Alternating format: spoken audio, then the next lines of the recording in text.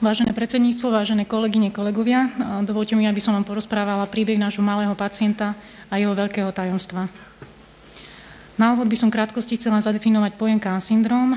Syndrom týraného, zneužívaného a zanedbávaného dieťaťa je úmyselné ubližovanie dieťaťu najbližšími osobami, ktoré má závažný dopad na život dieťaťa, na jeho zdravie a vývin.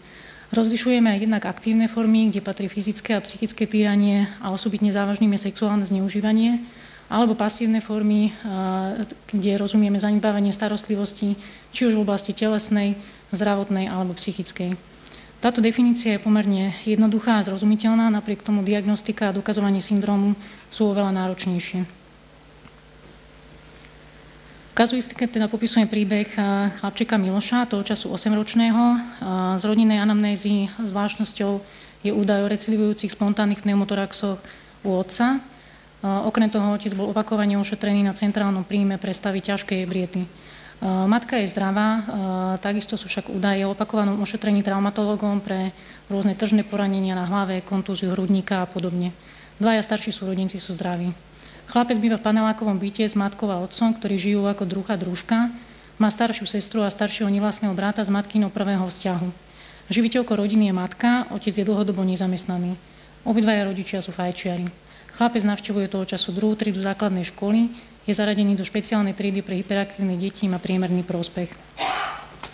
Dieťa je teda z tretej gravidity, vek matky počas gravidity je 42 rokov, porodná hmotnosť 2700 gramov, primeraná poporodná adaptácia, sú však prítomné známky fetálneho alkoholového syndrómu. Od 6. mesiaca je sledovaný pre ťažký gastroezofagový reflux.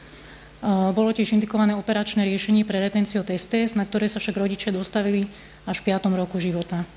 Chlapec je sledovaný hematológom pre závažnú sideropenickú anémiu. Hodnoty hemoglobínu boli niekedy okolo 70 až 80 gram na liter. Pre nedostatočnú compliance bola nutná prechodne parenterálna feroterapia, jedenkrát vyžadoval podanie erimasy. Toto je Miloško v čase, keď mal necelý rok. Takýmto spôsobom bol polohovaný vzhľadom na ten ťažký reflux. Od roku 2012 bol Miloš opakovane u nás hospitalizovaný pre ťažkú úpornú obstipáciu a inkoprézu. Na oddelení sme pozorovali problémy so stravovaním, preferuje pečivo a sladkosti, úplne odmieta varenú stravu a mäso, nepoužíva príbor, nemá žiadne hygienické návyky. Naposledy bol k nám odoslaný v septembri v roku 2014 opäť teda pre úpornú obstipáciu, špinenie. Zaujímavosťou bol teda nález v okolí konečníka, kde boli prítomné verukózne lézie a suponovali sme sexuálne prenosné ochorenie. Realizovalo sa kožné vyšetrenie. Kožný lekár teda hodnotil tieto prejavy ako kondylómy v rámci diferenciálnej diagnostiky. Môže sa jednať o kondylomata lata alebo vzhľadom na inkontinenciu, inkoprézu môže ísť o iritované kondylomata acuminata. Doplnili sme teda serologické vyšetrenia, ktoré nám však vyšli negatívne. Realizovala sa incízia týchto ložísk a histologické vyšetrenie. Bioptický nález bol však nejednoznačný ako verúce vulgares.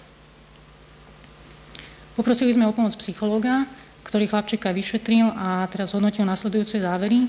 Chlapec má pozitívny vzťah k matke a sestre, s ktorými rád trávi čas. Pri zmienke obratovi narastá intrapsychická tenzia, vzťah k nemu hodnotí ako výrazne negatívny, odmietavý. Starší brat mu robí zlé, ubližuje mu, nemá ho rád. Konkrétne prejavy bratovho správania však nedokáže špecifikovať. Vzťah k otcovi popisuje skôr ako ambivalentný, popisuje ho ako zlého, ktorý často kričí a trestá. Treba však povedať, že počas vyšetrenia a hospitalizácií sprevádzal často dieťa práve otec. Osobnosť je teda hodnotená ako detská, introvertná, so sklonmi teda k zvýšenej emočnej labilite, značne anxiózna, bez depresívnej symptomatológie. Z predchádzajúcich faktov máme teda niekoľko indikátorov syndrómu CAN, a to sú jednak nestabilné rodinné pomery, etylizmus u rodičov, zanedbanie základných stravovacích a hygienických návykov, nezabezpečenie dostatočnej zdravotnej starostlivosti, ďalej teda sideropenická anémia, závažná anémia nutričného pôvodu, tiež teda prítomnosť psychosomatických porúch, úporná obstipácia a enkopréza, kvôli ktorej bolo dieťa opakovane hospitalizované, takisto psychologický profil dieťaťa, jeho teda značná anxiozita, emočná labilita a veľmi teda takým suspektným bol nález verukóznych lézií v okolí konečníka. Napriek všetkým týmto faktom však nemáme dostatok dôkazov, keďže verúce vulgares, ako teda bioptický nález, nie sú špecifické pre pohlavne prenosné ochorenie. A takisto dieťa vlastne ani pri dôkladnom psychologickom vyšetrení jednoznačne zneužívanie nepotvrdilo.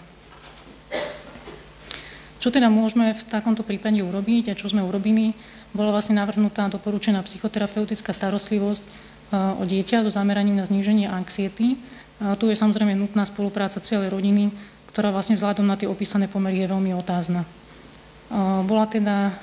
Spolupracovali sme aj so sociálnou sestrou, boli prešetrené teda dôkladne rodinné pomery a nariadený dohľad nad maloletými deťmi v rodine. Nevyhli sme sa však ani určitým rozpakom pri riešení tohto prípadu, a to hlavne v otázke trestného oznámenia, a teda kto a kedy má dať podnet na trestné stíhanie pre sexuálne zneužívanie, ktoré sme síce predpokladali, ale nebolo nejakým spôsobom preukázané ani podložené.